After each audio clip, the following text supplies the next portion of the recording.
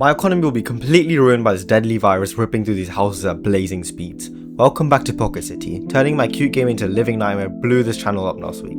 So today I'm taking a step further and adding literal biological warfare. But there's a very big pressing issue that we need to discuss. Let's talk about the game balance. It's horrible. You literally could not lose. You just need a single commercial building and a few houses, and you're fine forever, just printing money. Not extremely realistic. So I made a few changes.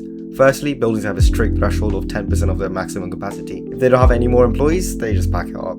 Before this change, the game was super difficult at the start and a single earthquake would literally annihilate you and soft lock you. Whereas towards the end game it was so easy you could take a nap, and as long as you had a water tower, you would just survive. To fix this, I made the earthquake destruction increase as the days went on. So at the start they only destroyed 5% of your buildings, and not the 20% that they'd reach later.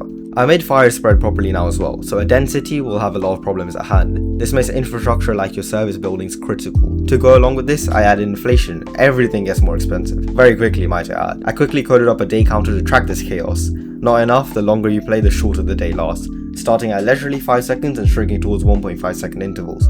This means money comes faster, but the time between disasters shrinks so fast that you might just be cooked. And finally, what you're here for, viruses. As a brand new random event, your city can suffer from an infection, kind of like COVID-26. Anyways, this is a lot more deadly than the fire, because it won't just jump to the next house, it can spread anywhere. They also spread more frequently, and this can cause absolute carnage across the city. This can make the game very difficult in situations like where you have a major earthquake and then the infection happens. But how do you stop them? With these bad boys, ambulances that are on a mission to chase down these infections wherever they are. Even if they can't.